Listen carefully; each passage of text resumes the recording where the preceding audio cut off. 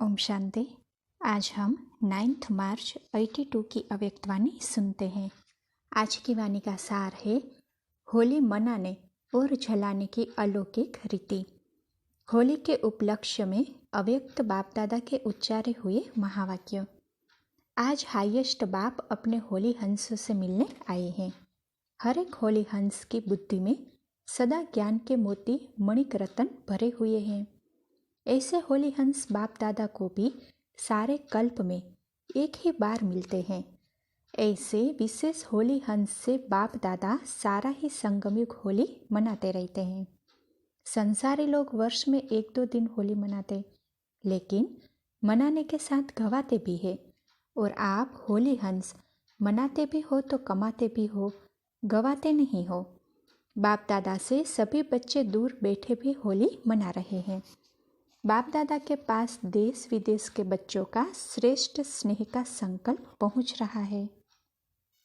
सभी बच्चों के नयनों और मस्तक की पिचकारी द्वारा प्रेम की धारा, अति स्नेह की सुगंधित पिचकारी आ रही है। बाप दादा भी रिटर्न में सर्व बच्चों को नयनों की पिचकारी द्वारा अष्ट शक्ति अर्थात अष्ट रंगों की पिचकारी से खेल रहे हैं। बाप दादा देख रहे हैं जैसे स्थूल रंगों द्वारा लाल रंग से लाल बना देते हैं, भिन्न भिन्न रंगों से भिन्न भिन्न रूप बना देते हैं। ऐसे हर शक्ति के रूहानी रंग से हर शक्ति स्वरूप बन जाते हैं, हर गुण स्वरूप हो जाते हैं। दृष्टि के द्वारा रूप परिवर्तन हो जाता है। ऐसी रूहानी होली मनाने के लिए आए हो ना। बाप दादा पुष्पों की वर्षा कर होली मनाने के बजाय हर एक बच्चे को सदा के लिए रूहाब द्वारा रूहानी गुलाब बना देते हैं, स्वयं ही पुष्प बन जाते हैं। ऐसी होली सिवाय बाप और बच्चों के कोई मना नहीं सकते हैं। जन्म लेते ही बाप ने होली मनाए, होली बना दिया, तो वह है मनाने वाले, और आप हो सदा होली बनने वाले। सदा हर गुण का रंग, हर शक्ति का रंग, स्नेह का रंग लगा हुआ ही है। ऐसे होली हंस हो ना। तिलक लगाने की भी जरूरत नहीं, हो ही सदा तिलकधारी। अविनाशी तिलक लगा ही हुआ है ना, जो मिटाते भी मिट नहीं सकता। अल्पकाल के बजाय सदा काल मनाते रहते और औरों को भी बनाते रहते। वे लोग तो मंगल मिलन के लिए गले मिलते हैं, लेकिन आप होली हंस बाप दादा के गले का हार ही बन गए हो। सदा गले का हार बन चमकते हुए रत्नों विश्व के आगे रोशनी फैला रहे हो। एक एक रतन ऐसे चमकते हुए लाइट स्वरूप हो जो हजारों बल्ब भी वह रोशनी नहीं दे सकते। ऐसे चमकते हुए रतन अपने को लाइट माइट स्वरूप को जानते हो ना। सारे विश्व को अंधकार से रोशनी में ले जाने वाले आप चमकते हुए रतन हो। बाप दादा ऐसे होली हंसों से विशेष दिन के प्रमाण रूहानी होली मना रहे हैं। होली जलाई भी और मनाई भी। जलाना और मनाना दोनों ही आता है ना। जलाने के बाद ही मनाना होता है। संकल्प की तिली से जो भी कुछ स्वप्रति व सेवा प्रति व्यर्थ संकल्प अर्थात कमजोरी के संकल्प संस्कार है, इन सबको इकट्ठा करके तिल्ली लगा दो। इसको ही सूखी लकड़ियाँ कहते हैं। तो सबको इकट्ठा करके दृढ़ संकल्प की तिल्ली लगा दो, तो जलाना भी हो जाएगा। जलाना ही मनाना और बनना है। तिल्ली लगाने आती है ना, तो जलाओ और मनाओ, अर्थात स्व को सदा होली बनाओ। ऐसे तो नहीं तिल्ली लगाते तो तिल्ली लगती ही नहीं।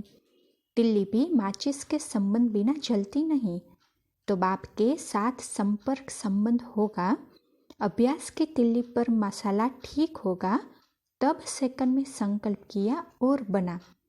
तो अब साधन ठीक चाहिए, संबंध भी चाहिए, अभ्यास भी चाहिए। संबंध है और अभ्यास कम है तो मेहनत के बाद सफलता मिलेगी। सेकंड में संकल्प का स्वरूप नहीं बन सकेंगे। बार बार संकल्प करते करते मेहनत के बाद सफलता होगी। आप सभी के मेहनत अर्थात भक्ति का समय समाप्त हो गया ना। भक्ति का अर्थ ही है मेहनत। भक्ति का समय समाप्त हुआ अर्थात मेहनत समाप्त हुई। अब भक्ति का फल लेने का समय है। भक्ति का फल है ज्ञान, अर्थात मोहब्बत न की मेहनत। 63 जन्म मेहनत की, थोड़ी बात ज़्यादा, लेकिन मेहनत तो की ना। अब अंतिम एक जन्म मोहब्बत के समय भी मेहनत करेंगे क्या?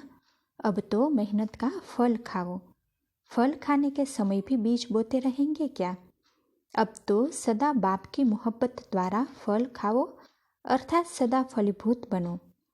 फल खाओ अर्थात सदा सफल रहो।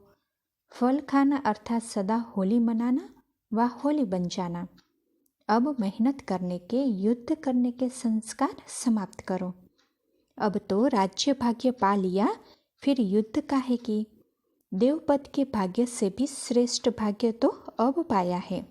स्वराज्य का मजा विश्व के राज्य में भी नहीं होगा। तो राज्य भाग्यवान आत्माएं अभी भी युद्ध क्यों करती हो? इसीलिए मेहनत के संस्कार, युद्ध के संस्कार व संकल्प की पुरानी लकड़ियों को आग लगा दो। यही होली जलाओ। बाप दादा को भी बच्चों के मेहनत के संस्कार देख तरस पड़ता है। अभी तक भी मेहनत करेंगे तो फल कब खाएंगे? इसका मतलब अलबेला नहीं बनना कि मेहनत तो करनी नहीं है। अलबेला नहीं बनना है, लेकिन सदा मोहब्बत में मगन रहना है, लवलीन रहना है। सोचा और हुआ, ऐसे अभ्यासी बनो। मास्टर सर्वशक्तिवान हो तो संकल्प किया और अनुभूति हुई, ऐसे सहज अभ्यासी बनो। श्रेष्ठ संकल्पों के खजाने को स्वरूप में लाओ। कोई भी श्रेष्ठ कार्य करते हो तो सजाते हो ना, जैसे कल भी श्रृंगार किया ना। कल मधुबन में 5 कन्याओं का समर्पण हुआ, जिसमें उन्हें खूब सजाया था। तो बाबा ने कहा, श्रृंगारी हुई सजी मूर्त भी शुभ निशानी है। तो आप सदा शुभ कार्य में उपस्थित तो हो, सदा गुणों के गहनों से सजे हुए हो। सिर्फ बुद्धि की तिजारी में बंद नहीं रखो, सदा गुणों के गहनों को सजी सजाई हुई मूर्त, यही 16 श्रृंगार अर्थात 16 कला संपन्न, सर्वगुण संपन्न बनो। ऐसे ऊंचे ते ऊंच बाप के बच्चे, सदा सुहागिन, सदा भाग्यवान आत्माएं बिगर श्रृंगार के कैसे सजेगी? सुहाग की निशानी भी श्रृंगार है और राज्य कुल की निशानी भी श्रृंगार है। तो आप कौन हो? राजाओं का राजा बनने वाले के कुल के हो और सदा सुहागिन हो। तो गुणों के गहनों से सजी सजाई रूहानी मूर्त सदा बनो।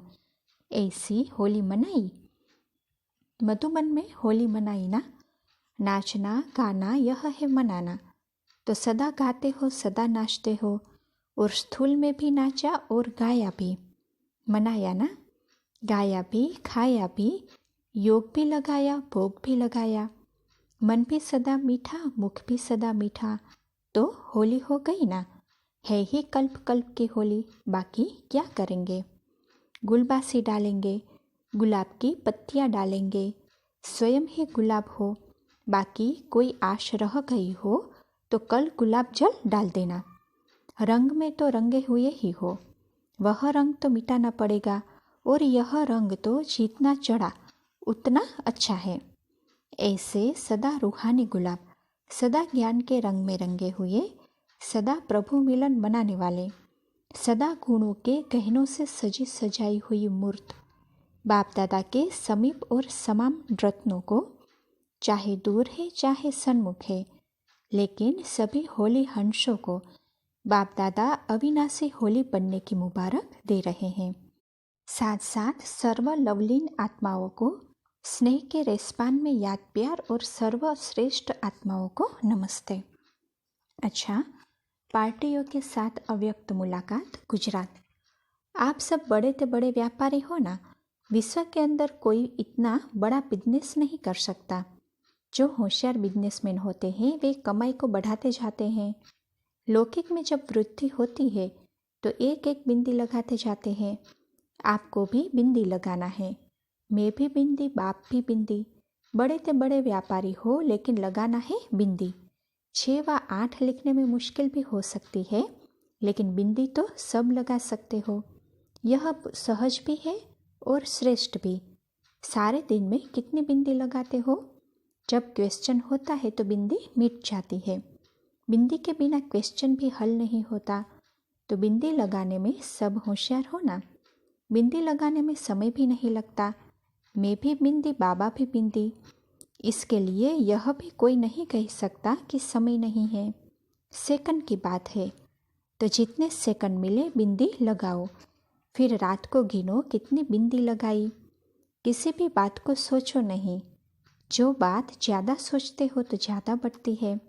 सब सोच छोड़ एक बाप को याद करो, यही दुआ हो जाएगी।